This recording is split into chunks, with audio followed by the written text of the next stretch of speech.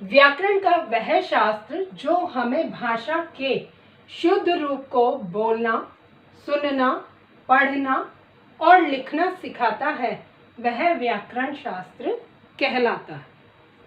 यानी व्याकरण शास्त्रियों ने भी इस बात पर जोर दिया है कि हमें बोलना भी आना चाहिए, सुनना भी आना चाहिए, पढ़ना भी आना चाहिए और लिखना भी आना चाहिए। क्योंकि अगर ये ही चारों चीज़ें हमें नहीं आएंगी तो हम भाषा के शुद्ध रूप को नहीं स्वीकार कर सकते। क्योंकि जब हमें गलत सुनाई देगा तो हम उसको समझेंगे भी गलत और उसका प्रयोग भी हम गलत ही करेंगे। तो यहाँ पर इसीलिए कहा है कि बोलना, सुनना, पढ़ना, लिखना, ये चारों चीज़ें व्याकरण के आधार पर भी बहुत महत्वपूर्ण है और इनका ज्ञान होना मनुष्य को आवश्यक है। पहली बात। अब इसमें 3 बातें आती हैं।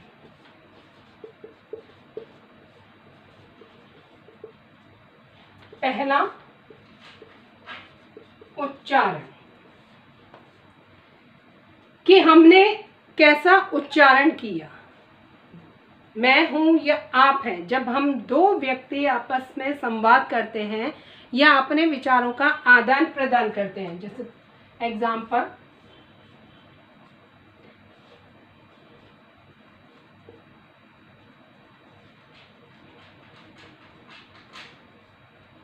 एक व्यक्ति ये है और एक व्यक्ति ये है और यहां से हमारी बात यहां पर जानी है।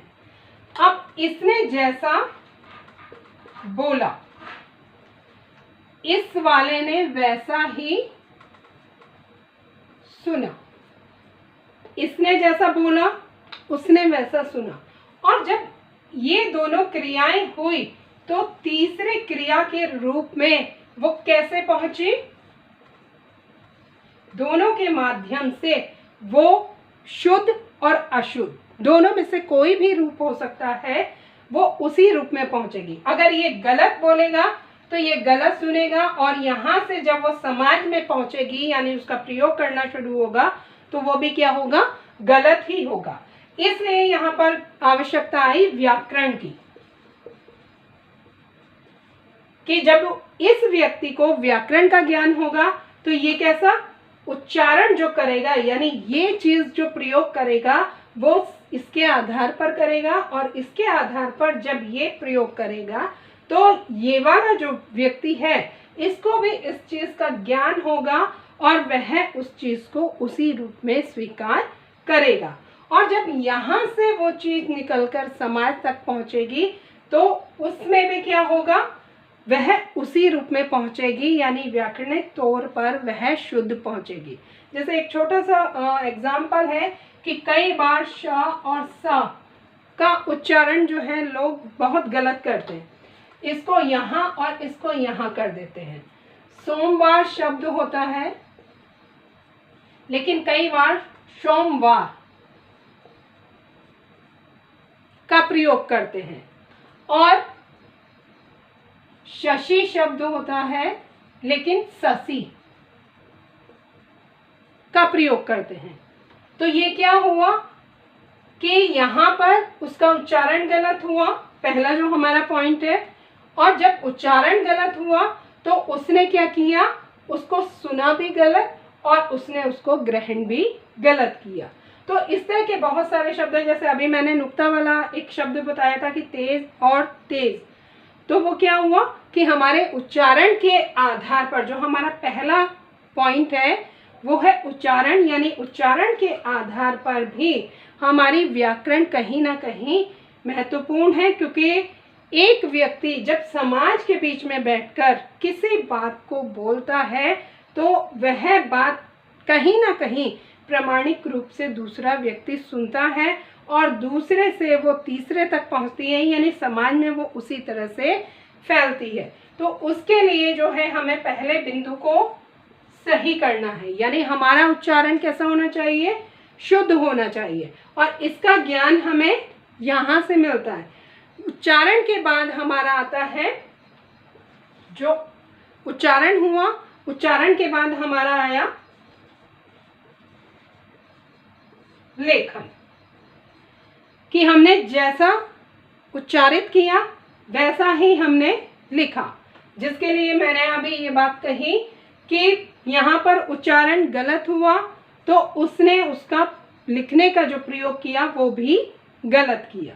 तो लेखन में भी क्या हुआ, जैसा सुना गया वैसा ही उसने उसको लेखन कार्य में किया, और लेखन में जब वो गलत हुआ तो वो प्रयोग भी गलत ही हुआ। अब हमने एक शब्द है पानी, बहुत सरल सा शब्द है पानी, जब हमने इसको उच्चारित किया पानी तो दूसरे ने लिखने में भी पानी का प्रयोग किया। लेकिन अगर मैंने कहा पानी तो दूसरे ने लिखने में भी, यानी उच्चारण करने वाले ने भी गलत किया और लिखने वाले ने भी गलत ही किया। तो वहां पर क्या हुआ कि पहली बात यानी पहला बिंदु हमारा गलत हुआ तो उससे दूसरा बिंदु भी गलत हुआ। जैसे एक जगह की मैं आपको छोटा सा उदाहरण बताती हूँ, क्योंकि वो उदाहरण शायद मेरे जीवन का एक अच्छा अनुभव रहा। मैं कहीं पढ़ाती थी तो वहां पर बच्चे जो हैं, क्योंकि हम इस तरह से लिखते हैं, लेकिन वहां के बच्चे इस तरह से लिखते थे। मैंने बहुत बार क्या, जब तक मैं रही 50% बच्चों को ये चीज बताई, लेकिन वो उसको ना अप्लाई करके वो इसी को ही अप्लाई करते थे। क्यों? क्योंकि उसका रीजन वही था कि जब से उन्होंने उसका उच्चारण करना शुरू किया तब से वो इसी शब्द को उच्चारित करते थे, और जब वो उच्चारित इसी को करते थे तो वो लिखते भी इसी को ही थे। उनको यहाँ पर कहीं ना कहीं शायद परेशानी हो रही थी, जिस कारण वो उसको ना लिखकर बार बार उसी का ही उच्चारण और उसका प्रयोग करते थे। तो ये हमारा पहले बिंदु के आधार पर हुआ कि सबसे पहले क्या होना चाहिए, हमारा उच्चारण सही होना चाहिए। यानी जो चीज हम बोले, क्योंकि बोलने में उच्चारण की आवश्यकता होती है, वो कैसी होनी चाहिए, बिल्कुल सही होनी चाहिए। और दूसरा है हमारा लेखन, यानी जब हमने उच्चारण सही किया तो हमारा लेखन स्वतः ही सही हुआ, और जब हमने लेखन सही किया तो तीसरी चीज आई हमारा प्रयोग। जब ये दोनों चीजें हमारी सही हो गई तो हमने क्या किया, उस चीज का प्रयोग करना भी अपने आप ही सही कर दिया। अगर ये दोनों चीजें हमारी व्याकरणिक तौर पर गलत होंगी तो ये प्रयोग हमारा स्वतः ही गलत होगा। तो कहीं ना कहीं ये सब चीजें क्या होती हैं, ये सब चीजें हमें व्याकरण से मिलती हैं, और व्याकरण ही हमें इन सब चीजों की अशुद्धियों को दूर करने का ज्ञान कराता है। पहला उच्चारण, दूसरा लेखन, तीसरा प्रयोग। जो मैंने अभी एक छोटा सा डायग्राम बताया था उसी के आधार पर कि हमने ये किया, इससे फिर हमने ये किया, और इससे जब हम यहाँ पर पहुंचे तो तीनों में हमारी एक समानता होनी चाहिए, तभी हमारा व्याकरणिक तौर पर कह सकते हैं कि हमने भाषा को शुद्ध और परिष्कृत रूप में स्वीकार किया। ये हुआ हमारा व्याकरण। अब आता है व्याकरण के अंग।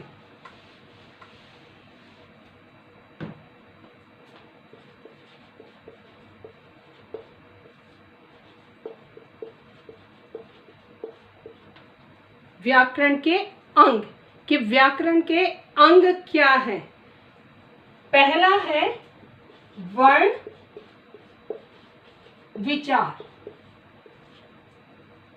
अब वर्ण क्या है, वर्ण आपको बताया था कि वर्ण क्या है। वर्ण क्या है, कई बार क्वेश्चन आ जाता है वर्ण क्या है, वर्ण का निर्माण कहाँ से हुआ। तो वर्ण क्या है,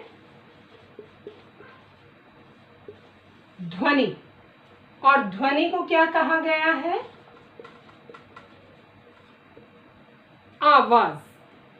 यानी वर्ण हमारी ध्वनि है, और ध्वनि अर्थात वह वर्ण जिनकी आवाज नहीं होती या जिनमें आवाज नहीं होती वो वर्ण कहलाते हैं। और वर्ण हमारे कैसे निर्मित होते हैं, हमें पता है स्वर और व्यंजन, यानी हमारी जो वर्णमाला है स्वर और व्यंजनों का जो सम्मिलित रूप है वो हमारी वर्णमाला को पूरा करता है। और वर्णमाला को पूरा करने के लिए हमें व्याकरण की आवश्यकता होती है, उसके ज्ञान की आवश्यकता होती है, जिसमें से हम पहला बिंदु ले रहे हैं व्याकरण के अंक का वर्ण विचार। वर्ण विचार में यानी वर्ण का निर्माण कहाँ से हुआ?